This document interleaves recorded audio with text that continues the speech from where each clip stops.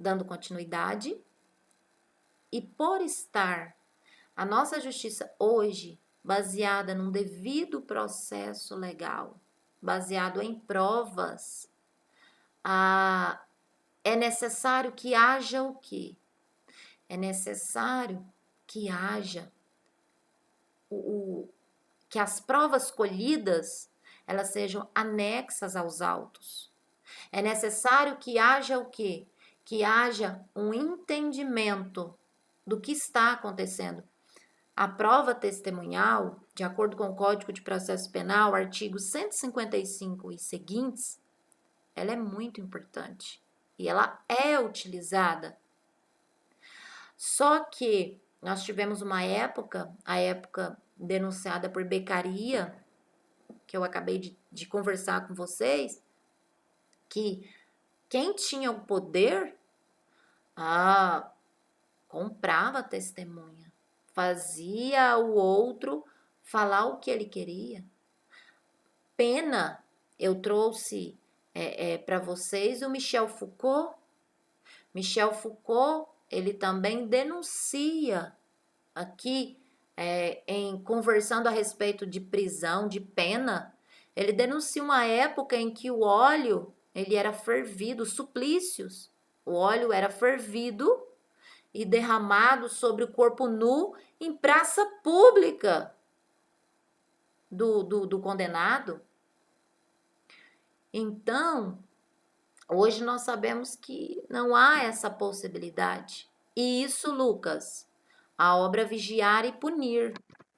Isso mesmo. Isso. Michel Foucault. Muito bom esse livro, né? E ele fala justamente dos suplícios. Então, são épocas, falar em evolução do direito penal é remeter justamente a essa fase. Há uma fase de suplícios, há uma fase de arbítrio, há uma fase que o juiz ele fazia o que ele queria, há uma fase quem tinha o poder mandava e desmandava, enquanto que o mais fraco, de certa forma, o vulnerável socialmente, ele ficava a critério dos malfeitores, né? Então, assim, é uma época muito triste. Ora,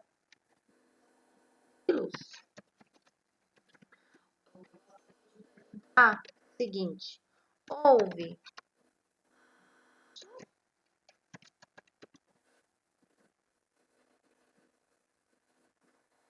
sucesso. E aí, enquanto vocês vão pensando, eu vou apresentar para vocês, ainda aqui na minha fala, eu vou conversar um pouquinho mais sobre como é hoje.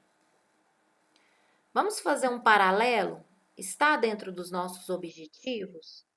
Fazer esse paralelo principiológico com a evolução do direito penal. Como funciona hoje? Hoje, nós temos o direito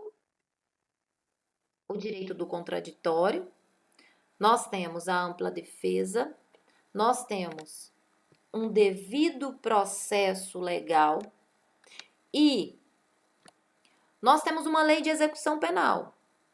Uma lei de execução penal que é classificada como de primeiro mundo, mas a aplicabilidade da LEP, ou seja, da Lei de Execução Penal, ela é classificada como de terceiro mundo, tá? Então, o teor, o texto, como lei de primeiro mundo, a aplicabilidade da LEP, da Lei de Execução Penal, como de terceiro mundo. E aí vocês falam para mim, professora, a gente ainda não leu a LEP, nós ainda não temos conhecimento do teor da Lei de Execução Penal. A Lei de Execução Penal, ela prevê a ressocialização, ela prevê a importância do réu ser tratado com dignidade, ela prevê assistência ao condenado porque ele é pessoa. E aí você me fala assim, eu já ouvi falar num tal de garantismo penal, professora. Eu já ouvi falar num tal de garantismo penal.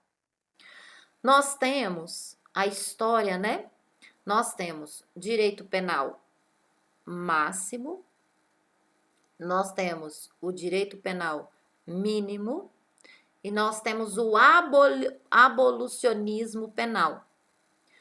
O direito penal máximo é aquele direito penal que ele é aplicado pelos Estados Unidos. Eu tive a oportunidade de conhecer a prisão americana.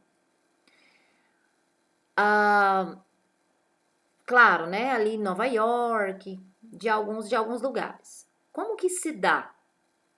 A prisão americana, né? Onde há o direito que vigora ali, é justamente o direito penal máximo. Máximo em que sentido?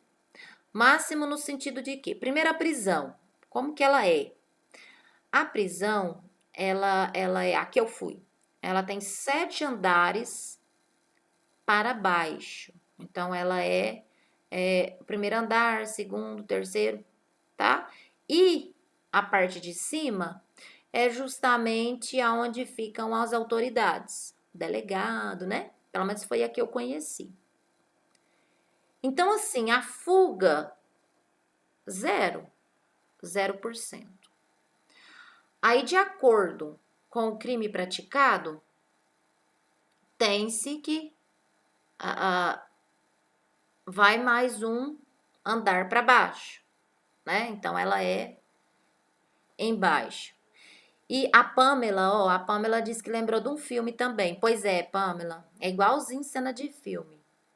Muito bonita, tá? Muito bonita por fora, né? Cheia, jardim muito bonito, tudo muito bonito. E o que acontece?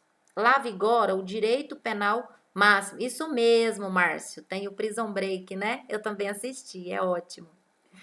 E lá funciona assim. Pois é, Pamela, a que eu fui foi a prisão de Bridgeport e lá em Nova York também. Então, é justamente assim, muito bonito, sabe? Lá, assim, por fora. Tem uma cerca que é um pouco ostensiva, mas na verdade ela é igual, eu tô traduzindo para você, né? Pelo menos a que eu vi. Eu vi tanto a que tinha construção para cima, em Nova York, com andares para cima, e eu vi também a subterrânea, né? Para baixo. Então, o que acontece? Eu percebi lá que o direito penal máximo, que é o direito penal que vigora nos Estados Unidos, ele traduzindo, ele deixa claro que se o Estado, se o país, se você for tido como um inimigo do país, por exemplo, um terrorista, por exemplo, essa pessoa ela não tem direito ao contraditório, à ampla defesa, não tem direito. E quando está se verificando a questão, indícios de um crime, quando está tendo a investigação, o momento de investigação, interceptação telefônica, e nós temos o quê? Um direito penal que ele é de forma máxima, vigorando ali. Então, algumas pessoas que são classificadas como chamadas, né, de inimigas do Estado, elas não têm direito, né, a Pamela pediu para mim repetir, não têm direito à ampla defesa e ao contraditório. Então, é aquilo que o Estado disse e pronto, tá? Alguns estados ainda têm pena de morte lá, outros não têm. Então, assim, vigora um direito penal máximo, tá? Então, vocês já verão em filmes, né? Como a Pamela tá aqui até conversando.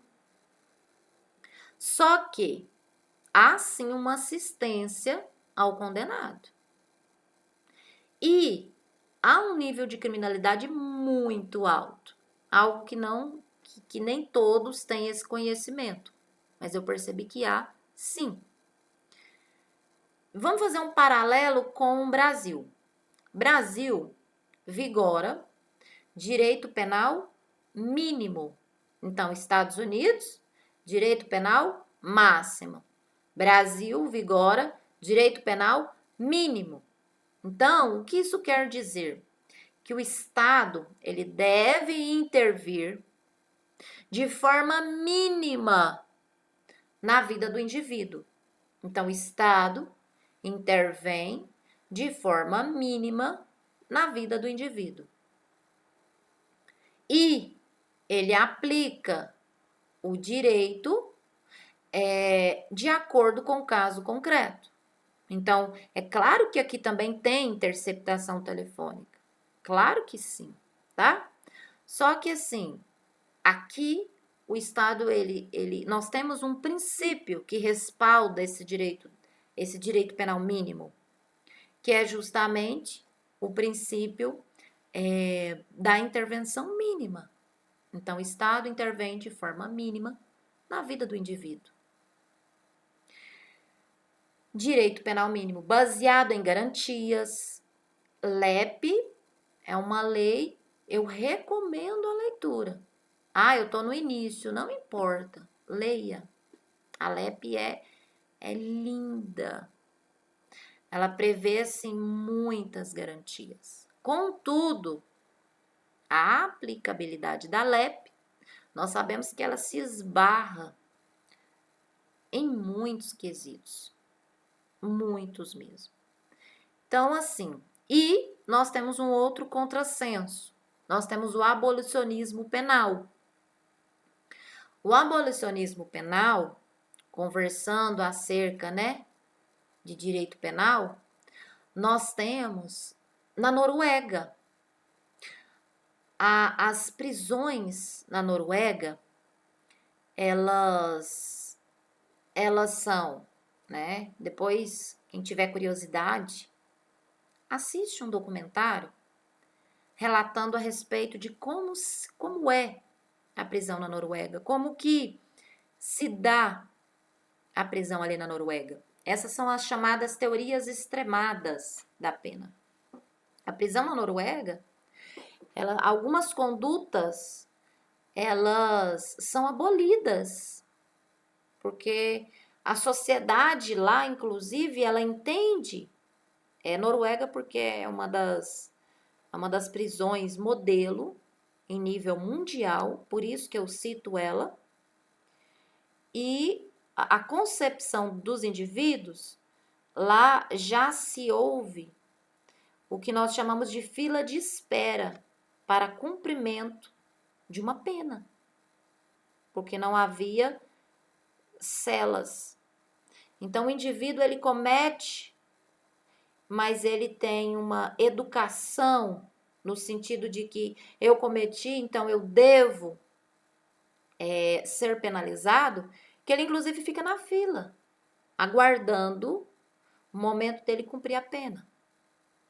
Então, assim, é uma utopia em nível de Brasil, mas é uma teoria da pena, que inclusive vai ser objeto de estudo cada uma dessas teorias com vocês de forma mais aprofundada.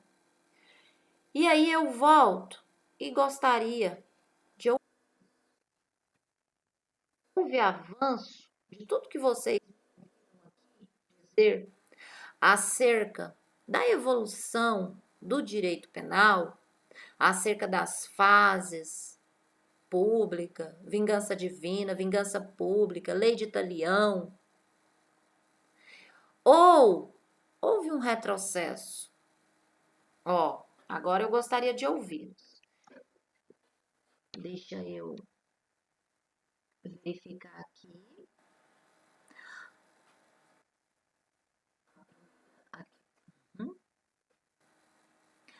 aquela pastora, né? Estudo de casos, ó. Aquela pastora que, segundo investigações, ela pode ter participado do crime sobre seu marido, aham.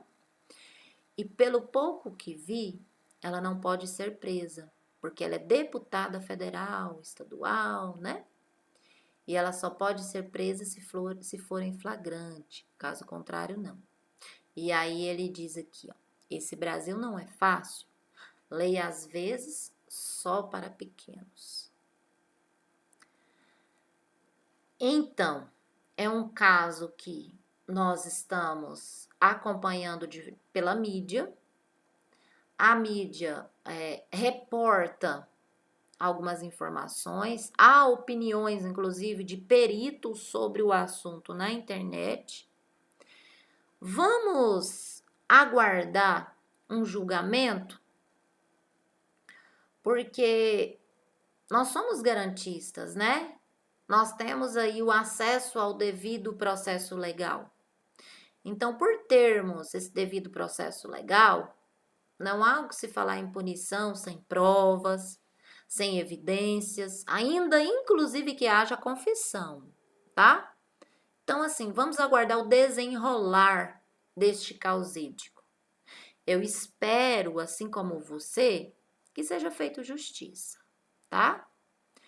O Márcio, ó, as regras de Mandela também é muito interessante. Sim, Márcio, claro que sim. Se quiser compartilhar alguma das regras aqui com a gente, vai ser muito bom.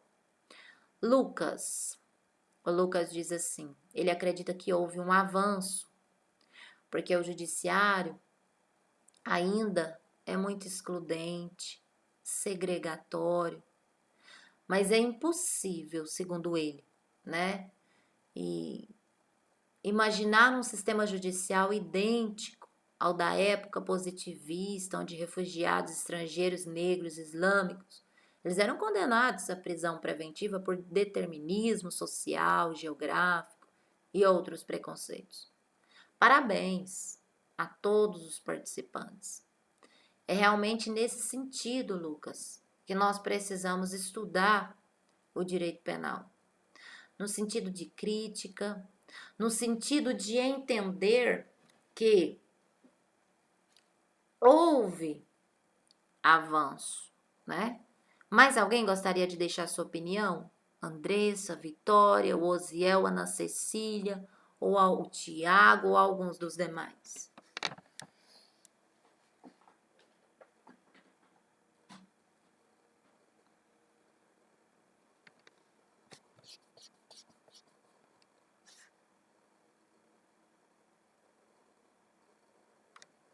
Uma hora e 40.